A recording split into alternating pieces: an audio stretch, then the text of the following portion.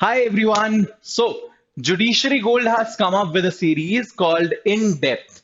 In depth में हमारा main agenda ये होता है कि कुछ कुछ ऐसे कॉन्सेप्ट्स हैं लॉ के which are mostly avoided by the teachers, mostly avoided by the students कि यार समझ नहीं आ रहा कैसे पढ़ें।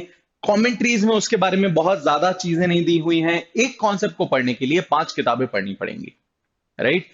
यूट्यूब पे उससे रिलेटेड बहुत अच्छे अच्छे लेक्चर्स अवेलेबल नहीं है एंड उसको समझ पाना थोड़ा सा मुश्किल होता है। So in these small videos, this videos would not be very long duration videos, जैसे हमारे 1.5-2 घंटे के वीडियोस होते हैं, ये वैसा बिल्कुल भी नहीं होगा। This would be a very short video जहां पर आपको टू द पॉइंट एक एक कॉन्सेप्ट को एक्सप्लेन किया जाएगा। You might have had a session on in depth previously with another faculty of Judiciary Gold, but in this particular session we'll be dealing with the concept of part performance of a contract. अब आप कहोगे यार part performance तो sir बहुत simple सी चीज है, इसमें क्या है जो नहीं समझ आ रहा। So I would want you to look at the subsection 3 of part performance and वहां पर आपको इश्यूज समझ में आने लगेंगे कि हाँ इसका एग्जैक्टली मतलब क्या है, ये कैच नहीं कर पा रहे हो। And I guarantee you that on most of the YouTube channels, at least on 99% of the YouTube channels, आपको ये प्रॉपरली एक्सप्लेन्ड नहीं मिलेगा। Apart from that, if you look at some of the major commentaries, आपको वहां पर भी ये उतना ज्यादा एक्सप्लेन नहीं मिलेगा। आपको इससे केस लॉज मिल जाएंगे, बट अगेन पॉइंट ये आता है from the point of teaching, from the perspective of teaching, जहां तक मेरा मानना है कोई भी चीज आपको तब समझ आती है जब आप उसको बहुत सिंप्लीफाइड मैनर में समझ पाओ और दूसरे को भी समझा पाओ। केस लॉस के थ्रू आप किसी दूसरे व्यक्ति को नहीं समझा सकते हो। Let's focus on the concept of part performance that is provided under section 12 of the specific relief act. ठीक है, अब section 12 of the specific relief act अपने आप को कुछ हिस्सों में बांट लेता है। तो before we move on to the sections and subsections पर से, हमें सबसे पहले इसका पहला जो पार्ट है वो देखना है, पहला सबसेक्शन देखना है कि जिसमें जनरल रूल दिया हुआ है। जनरल रूल क्या है कि part performance of a contract except as hereinafter provided कहीं पर भी अलाउ नहीं किया जाएगा। So what is the general, मैं इस चीज को हटा रहा हूं सो दैट ज्यादा एरिया कवर ना हो एंड बार बार मुझे स्क्रॉल ना करना पड़े। राइट नाउ, जब आप पार्ट परफॉर्मेंस की बात करते हो तो द जनरल रूल इज कि part performance is not allowed in a contract. बोले तो अगर आपने मुझसे कुछ पार्ट, एक पूरा कॉन्ट्रैक्ट करने की बात करी है, अगर आपने मुझसे इस पूरे कॉन्ट्रैक्ट को करने की बात की है, तो आप ये पार्ट परफॉर्म करने को नहीं कह सकते इस पार्ट को छोड़ करके। राइट, यही आपका बेसिक रूल है। लेकिन सेक्शन 12 इसी में कुछ कुछ एक्सेप्शंस भी ले डाउन करता है ग्रेजुअली। उन्हीं सारे एक्सेप्शंस को आज हम लोग डिस्कस करेंगे एंड उन एक्सेप्शंस के अलावा हम देखेंगे कि किन एरियाज में क्या इसका एक्सप्लेनेशन भी कहता है। तो part performance is not allowed, that is part 1। Part 2 says कि बॉस पार्ट 2 में, सब सेक्शन 2 में हम नहीं जा रहे, अब हम जा रहे हैं सबसे पहले एक्सप्लेनेशन में। इसका एक्सप्लेनेशन आपको क्लियरली ये कहता है कि यार जब आप पार्ट परफॉर्मेंस की बात करते हो तो अगर किसी चीज का subject matter has ceased to exist, तो हम ये मान लेंगे कि बंदा उस चीज को परफॉर्म नहीं कर पा रहा है, पूरे तरीके से परफॉर्म नहीं कर सकता है। राइट, मतलब इट्स नॉट नेसेसरी कि सामने वाले के ही एंड पे डिफॉल्ट हो। It could be a situation जहां सामने वाला व्यक्ति अपना पार्ट परफॉर्म कर ही नहीं सकता because the subject matter has now ceased to exist. जैसे एक बहुत कॉमन सा एग्जांपल मैं अपनी क्लास में देता हूं कि आप मान लीजिए you have a franchisee of a eye glasses making company, right, and आपसे मैंने ऑर्डर किया 100 आई ग्लासेस को एंड आप उसको बैग में डाल करके लेके आ रहे हो, बढ़िया, एंड आपने ला करके वो बैग पटक दिया गलती से, कई बार ध्यान नहीं रहता, पटक दिया। अब उसमें से कुछ ग्लासेस टूट गए, भाई वो लिमिटेड एडिशन ग्लासेस थे, वो ग्लासेस टूट गए and now that is something जो कि पार्ट में डिस्ट्रॉय हो चुका है। You can not perform that part of the contract any more.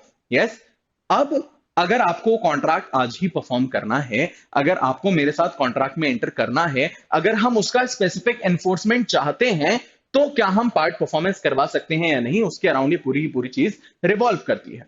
अब हमने जनरल रूल समझ लिया, हमने एक्सप्लेनेशन समझ लिया, बट ये प्ले में आता कब है, आओ उसकी भी बात कर लें।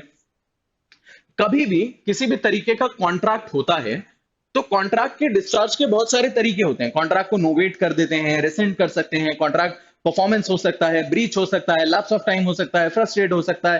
राइट, बहुत सारे तरीके हैं कॉन्ट्रैक्ट को डिस्चार्ज करने के। उसी में से एक कॉन्ट्रैक्ट होता है, एक तरीका होता है ब्रीच।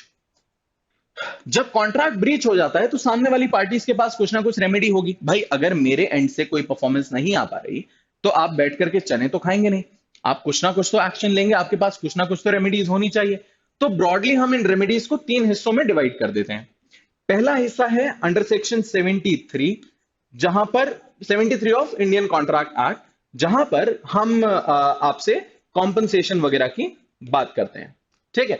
दूसरा एरिया है, अगर मान लीजिए ये कॉन्ट्रैक्ट कॉन्ट्रैक्ट नहीं था, it was a relation that resembled one of a contract, it is a quasi contract. तो ऐसी सिचुएशन में क्वेज़ाई कॉन्ट्रैक्चुअल ऑब्लिगेशंस जितनी भी लगती हैं, जिसको हम क्वांटम मेरिट कहते हैं, क्वांटम मेरिट कहते हैं, हम उसके अराउंड डिस्कशन करते हैं पूरा का पूरा। ठीक है। Now the third thing is, the third remedy that you have is specific relief. अब स्पेसिफिक रिलीफ को भी अपने आप में आप 2 हिस्सों में बांट सकते हो। क्या क्या? पहला हो गया आपका स्पेसिफिक रिलीफ और दूसरा हो गया आपका प्रिवेंटिव रिलीफ। प्रिवेंटिव रिलीफ बोले तो इंजंक्शन वगैरह, स्पेसिफिक रिलीफ में आ जाता है आपका specific performance, declaratory decree, recovery of property वगैरह वगैरह, सारी की सारी चीजें। Specific performance is a part of specific relief. Now जब आप इन्हीं सब की बात कर रहे हो तो स्पेसिफिक परफॉर्मेंस हम सामने वाले से किन सिचुएशंस में करा सकते हैं, ये दिया है सेक्शन 10 में। सेक्शन 10 स्पेसिफिकली कहता है कि स्पेसिफिक परफॉर्मेंस ऑफ कॉन्ट्रैक्ट पहले मैंडेटरी प्रोविजन था, 2018 के पहले मैंडेटरी प्रोविजन था, जिसके बाद अब इसको मतलब डिस्क्रिशनरी प्रोविजन था, अब ये मैंडेटरी प्रोविजन हो गया है सिंस 2018। 2018 के अमेंडमेंट के साथ the word shall had been added उसी में, and now specific performance of a contract shall be granted by the court, shall be allowed by the court. लेकिन किन किन चीजों को ध्यान में रखना है? 11, 2, 14 और 16, section 11 subsection 2, section 14 and section 16। इसी के साथ में आप सेक्शन 20 को भी पढ़ते हो। इन सबको साथ में पढ़ते हुए आपको समझ आ जाता है कि इन सिचुएशंस में नहीं देना है। बट सेक्शन 12 भी कहता है कि पार्ट परफॉर्मेंस नहीं, परफॉर्मेंस पूरे कॉन्ट्रैक्ट का जो है उसके पार्ट का परफॉर्मेंस हम अलाउ नहीं करेंगे एक्सेप्ट इन सर्टेन सर्कमस्टांसेस। अब आ जाओ उन सर्कमस्टांसेस पर एक एक करके देख लेते हैं। देखो, मान लो ये आपका पूरा कॉन्ट्रैक्ट है। ठीक है। मैं एक वेन डायग्राम के थ्रू आपको चीज बता रहा हूं। ये आपका पूरा कॉन्ट्रैक्ट है एंड इतना पार्ट जो है वो परफॉर्म नहीं हो पाया, एंड बाकी का जो पार्ट है, I change the colour of the pen, बाकी का जो पार्ट है ये परफॉर्म हो सकता है। राइट नाउ इसी को थोड़ा सा अपन सिंपल लैंग्वेज में अगर समझें तो कह लो कि मैंने आपको एप्पल्स का ऑर्डर दिया था। ठीक है। एप्पल्स, ये मैंने ऑर्डर दिया था 100 kgs आप मुझे दीजिए, बदले में आई पे यू व्हाटएवर, मतलब 100 kgs आप मुझे दीजिए, मैं आपको 100 रुपए दूंगा या 1000 रुपए दूंगा, व्हाटएवर द केस में भी, मैं आपको 1000 रुपीज इसके बदले में देने वाला था। लेकिन आपके गोडाउन में आग लग गई एंड 20 kgs एप्पल्स अब बर्न हो चुके हैं, जल चुके हैं, खत्म हो चुके हैं। ये 20 kg तो परफॉर्म आप नहीं कर सकते, आप ये 80 kgs परफॉर्म कर सकते हो। राइट 80 kgs का जो पार्ट है ये परफॉर्म किया जा सकता है। यस। तो अब इसमें हमको एक चीज और देखना है कि क्या जो part unable to be performed है, क्या उसका कॉम्पनसेशन मनी में दे सकते हैं? क्या उसके लिए हम पैसों से कॉम्पनसेट कर सकते हैं? अगर हां तो भाई इतने पार्ट का जो पैसा है वो कॉम्पनसेट कर दो, और इतना जो पार्ट बचा हुआ है मतलब परफॉर्म किया जा सकता है, इसको परफॉर्म कर लो। तो क्या 80 kg वाला जो पार्ट है उसको परफॉर्म कर दो, 20 kg वाले के लिए कॉम्पनसेशन ले लो। Is that very difficult to understand? This is your subsection 2। एक बार मैं पढ़ करके आपको बता देता हूं। Where a party to a contract is unable to perform the whole of its part of it, but the part which must be left unperformed, ये वाला part, the part which must be left unperformed is only a small proportion of the whole of it, right? Is only a small proportion of the whole of it, and it admits compensation in money. तो the court में यहां पर एक और trick आती है, the court में at the suit of either party, मतलब ये एप्पल्स का जो कॉन्ट्रैक्ट था ये मिस्टर ए ने दिया था मिस्टर बी को। राइट बी जो है वो एप्पल देने वाला था, ए जो है वो 1000 रुपए देने वाला था। इन दोनों में से कोई भी व्यक्ति कोर्ट में सूट ला सकता है ये बताने के लिए, ये रिक्वेस्ट करने के लिए कि साहब मुझे इसका पार्ट परफॉर्मेंस दिलवा दीजिए। Right this is not going to be the case in future. तो ये ईदर पार्टी वाला जो क्लॉज है इसको भी याद रखना है। सो द कोर्ट में on the application of either party ठीक है, और at the suit not application on the suit of either party direct the specific performance of the part of the contract जितना part perform किया जा सकता है and about compensation in money for the deficiency। ठीक है, आप नहीं कर पा रहे, हम बात मानते हैं, पर भाई सामने वाले का क्यों नुकसान हो, कॉम्पनसेट कर दो उस व्यक्ति को। ये हो गया आपका सबसेक्शन गाइस 2। अब आओ सबसेक्शन अपन 3 की बात करते हैं। And I will also tell you कि यहां पर कहां पर व्हाट इज द पॉइंट जहां पर लोग कंफ्यूज होते हैं। ठीक है, सो यहां पर है कि अगर इसमें भी 3A और 3B है माइंड यू, तो पहले 3A देख लेते हैं। नाउ 3A की जब आप बात करते हो, अगर एक पूरा कॉन्ट्रैक्ट है, लेट्स सपोज यही कॉन्ट्रैक्ट है, and the part which is left unperformed is a substantial part of it, let's say इतना पार्ट जो है वो परफॉर्म नहीं हो सकता है। इन द प्रीवियस सिचुएशन वाला ही केस आप मान लो कि ए ने ऑर्डर दिया था बी को कि आप मुझे 100 kgs ऑफ एप्पल देंगे एंड उसके बदले में what you will give me is you will give me 1000 rupees. ठीक, बट ये उसके अगेन गोडाउन में आग लग गई थी एंड 80 kgs जो था वो बर्न हो गया एंड 20 kgs का जो पार्ट था दैट इज स्टिल अलाइव। अब एक चीज कॉमन सेंस की सोचो भाई, थोड़ा सा पार्ट नहीं हुआ, आप और मैं कॉन्ट्रैक्ट में एंटर करते हैं, 20 किलो की चीज आप प्रोवाइड नहीं कर पा रहे, मान लो 100 किलो में से 20 kilo is not a substantial part, it's a small part, 5 kilo is a very small part. अब उसके लिए अगर मैं पूरा का पूरा कॉन्ट्रैक्ट रिसेंड कर दूं तो आपके लिए तो गलत हो जाएगा ना। तो इन दीज सिचुएशंस दोनों पार्टीज में से कोई भी पार्टी सूट ला सकती है। आप भी ला सकते हो कोर्ट के सामने कि साहब प्लीज इनको बोल दो मेरा नुकसान ना करें, 80 किलो तो ले लें, 20 किलो का मैं पैसा दे रहा हूं, राइट। एंड इन दी उसी सिचुएशन में I can also bring the suit कि साहब मुझे कम से कम इतना पार्ट परफॉर्म कर लें दो और बाकी इससे मुझे कॉम्पनसेशन दिलवाओ, ये बंदा ब्रीच कर रहा है कॉन्ट्रैक्ट का। ठीक, so I can bring a suit and he can bring a suit, but in this case ऐसा नहीं हो पाएगा, राइट। इसमें जो पार्टी डिफॉल्ट कर रही है वो सूट नहीं ला सकती, यहां पर कौन सूट लाएगा, the other party. Other party, other party से अगर आपको समझ ना आए तो अपनी समझ के लिए, don't use this terminology in the examination, अपनी समझ के लिए आप अग्रीव्ड पार्टी भी यूज कर सकते हो, the party who is suffering party, या फिर अग्रीव्ड पार्टी को भी आप यूज कर सकते हो, but this is solely for the sake of your own understanding, this is not the legal language that can be use in the examination. Clear? Now अगर substantial part है and ये वाला part also admits compensation in money plus admit compensation in money या फिर has monetary value attached to it, तो अब यहां पर थोड़ा सा ट्रिक आएगा। पिछले वाले केस में हम लोगों ने क्या देखा था गाइस, पिछले वाले केस में हमने देखा था कि हमने इतने पार्ट का कॉम्पनसेशन उसी से दिलवाया जो ब्रीच कर रहा है। यहां हम ये नहीं करेंगे, यहां हम उस व्यक्ति को एक इक्विटेबल पोजीशन पे लाना चाहते हैं। यार एक तो आपका गोडाउन जला, आपका 80 किलो का सामान बर्बाद हो गया 100 किलो में से, और हम आप ही से कॉम्पनसेशन दिलाएं, ये तो ठीक नहीं है ना।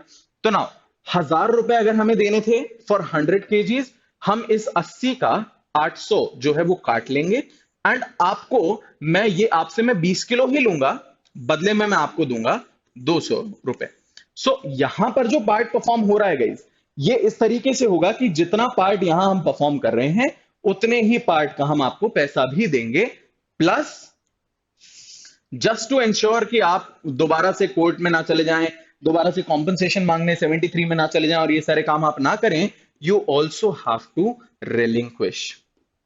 रिलिंक्विश यानी आप इसके साथ आने वाले जितने भी आपके क्लेम्स हैं इस कॉन्ट्रैक्ट में, आप उन सारे क्लेम्स को रिलिंक्विश करते हो। ऐसा आप कोर्ट को बताओगे कि साहब देखो इतना कर लिया, मैं ये बंदा मतलब मैं ये सूट लेकर के आया हूं कि साहब ये पार्ट जो अनपरफॉर्म्ड है दैट इज मतलब दैट्स अ ह्यूज पार्ट, लेकिन मैं चाहता हूं कि मैं एटलीस्ट मुझे 20 किलो ही मिल जाए, तो 20 किलो का मैं पैसा देने को भी तैयार हूं। तो कोर्ट कहेगा हाँ ठीक है, मान लिया तुम 20 किलो का पैसा देने को तैयार हो, लेकिन साथ में तुम्हें रिलिंक्विश करना पड़ेगा, तुम्हें ये वादा करना पड़ेगा यहीं पे कोर्ट के सामने कि इसके बाद जाकर के किसी और कोर्ट में किसी और रेमेडी को तुम एग्जॉस्ट करने की कोशिश नहीं करोगे, अपने सारे क्लेम्स को तुम यहां पर रिलिंक्विश यानी कि छोड़ करके जाओगे। That is your 3A। ठीक, I hope I am making my self very clear on these points, क्योंकि ये है टेक्निकल गाइस, ठीक है, इसमें कोई दो राय नहीं है। अब हम 3B की बात कर लेते हैं। 3B में कंफ्यूजन कहां होता है ये भी देखो।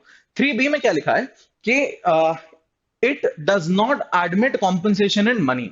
लेकिन what people fail to see is कि 3A में जो शब्द यूज है, जो कंजंक्शन का शब्द है, वो और है, ठीक है, वो एंड नहीं है। So what people think is कि ये कॉन्ट्रैक्ट है, ये सिचुएशन है कि इतना पार्ट जो है that can be performed and इतना can not be performed, plus ये does not not admit compensation money. तो भाई ये सिर्फ यही उसका मतलब नहीं है, ठीक है। यहां पर हम दो चीजें देख सकते हैं।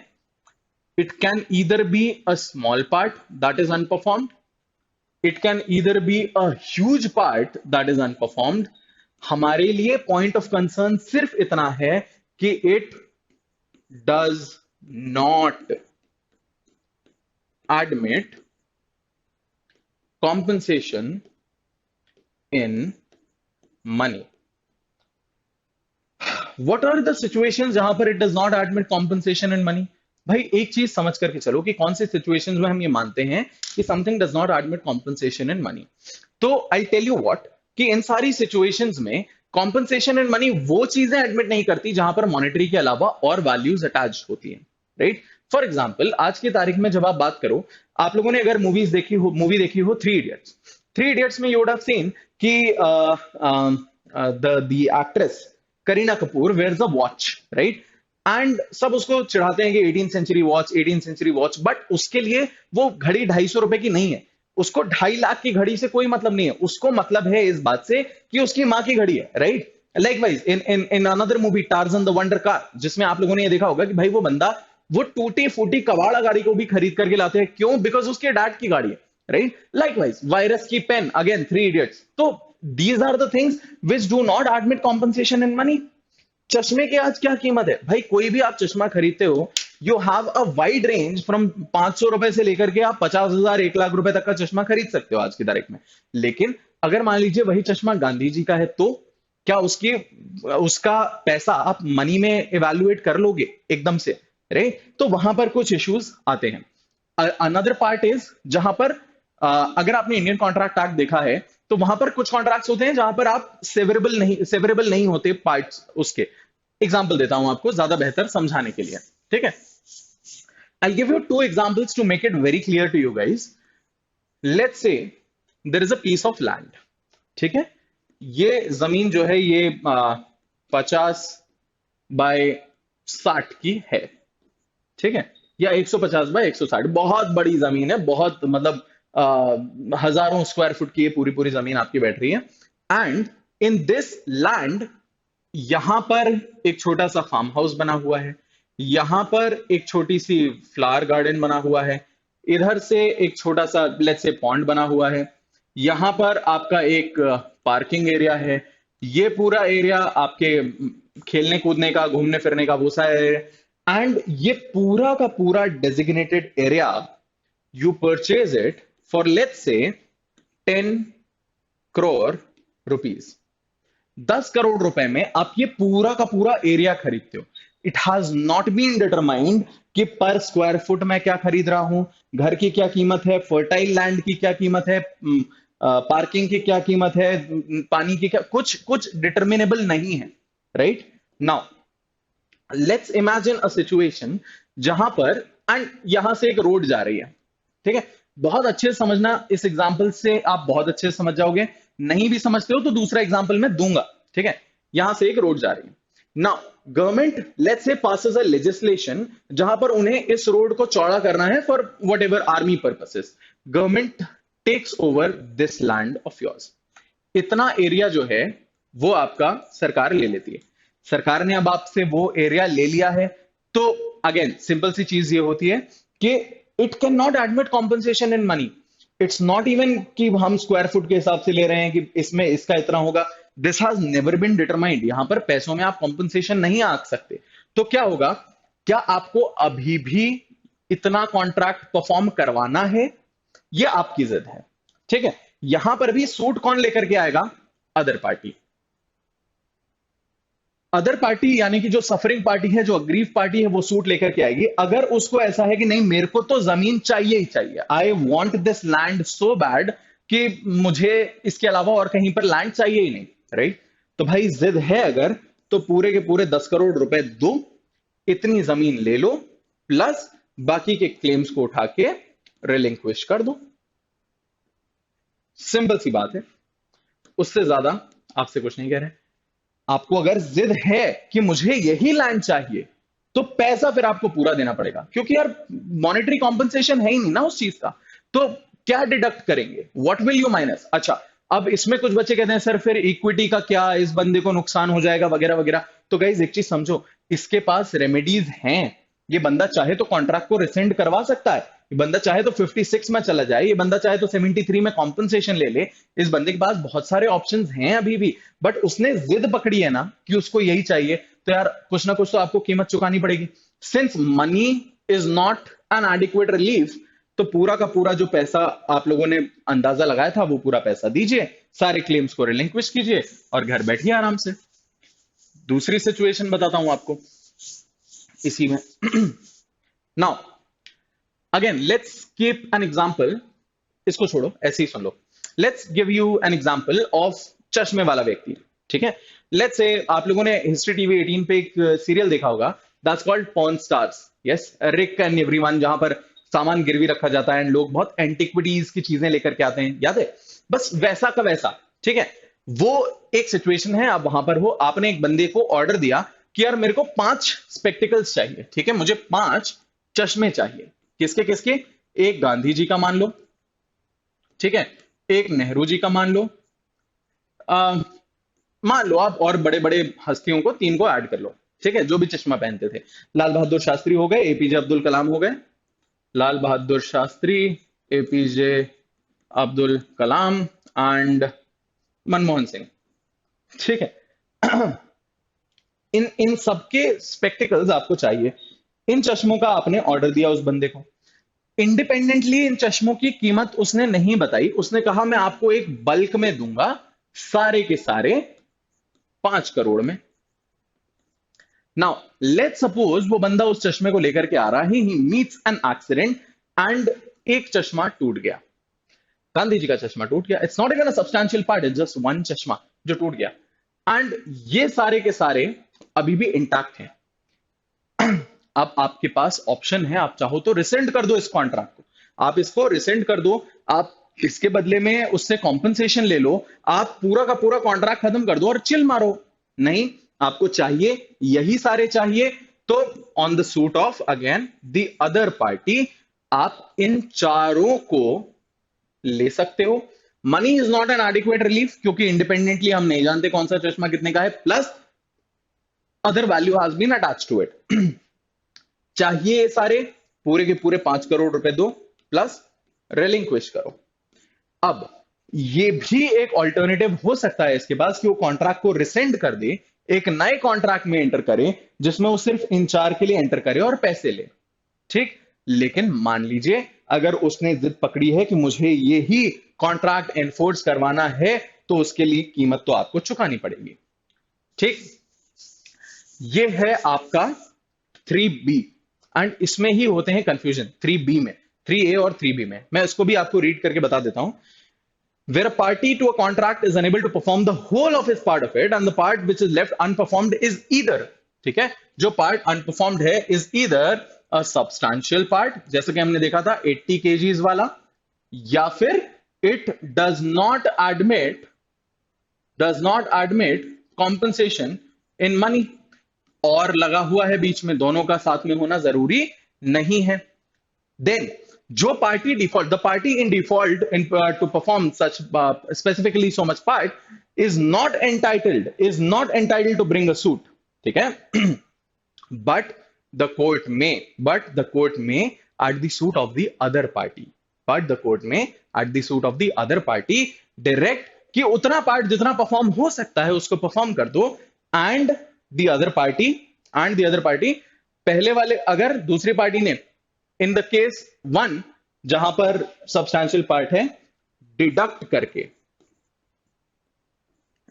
करके उतना हिस्सा बाकी का पैसा दे दिया है। देखो, in case following under clause A, pays or has paid the agreed consideration for the whole of the contract reduced by the consideration of the part which must be left unperformed, and in the case falling under clause B, pays or has paid the consideration for the whole of the contract without any abatement. Abate and abet are different things. ABET IPC में आता है, instigate करना वगैरह वगैरह. ABATE reduce करना. ठीक है, बिना कुछ भी पैसा काटे पूरा का पूरा पे करना पड़ता है इन पॉइंट बी. सेकंड क्या कहता है, in either case relinquishes all the claims to the performance of the remaining part of the contract, all the rights to compensation for deficiency, loss, damage वगैरह वगैरह सब आपको हटाना पड़ेगा. नाउ आखिरी पार्ट पे आ जाते हैं. इसके आखिरी part is your subsection 4, the simplest subsection in the whole of it, right? That talks about severability of a contract. Now if A says to B कि भाई मुझे 100 kgs of apple दे दो, ठीक है, मुझे 100 kgs of apple दे दो, आप बदले में मैं आपको 1000 रुपए दूंगा, एंड साथ में आप मुझे एक और काम करो कि 100 kgs ऑफ ऑरेंजेस भी दे दो. ठीक है, इसके बदले में मैं आपको 2000 रुपए दूंगा. ठीक है, यहां पर कॉन्ट्रैक्ट सेवरेबल है ना, यहां पर ये दोनों कॉन्ट्रैक्ट सेपरेट और इंडिपेंडेंट फुटिंग पे स्टैंड करते हैं.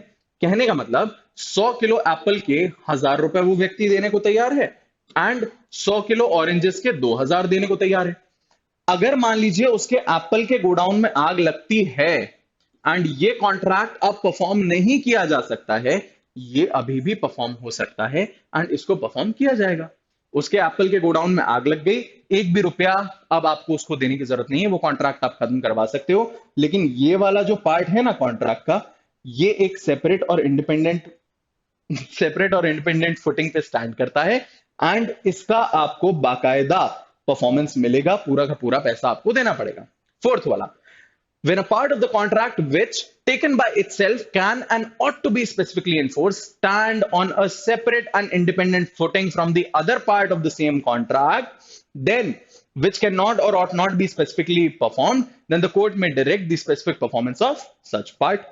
ठीक है, फॉर्मर पार्ट, इस पार्ट का स्पेसिफिक परफॉर्मेंस कोर्ट जो है डायरेक्ट कर सकता है. एक्सप्लेनेशन में यह दिया है कि हम डीम करेंगे कि आप परफॉर्म नहीं कर सकते थे अगर subject matter has ceased to exist at the time of performance of the contract.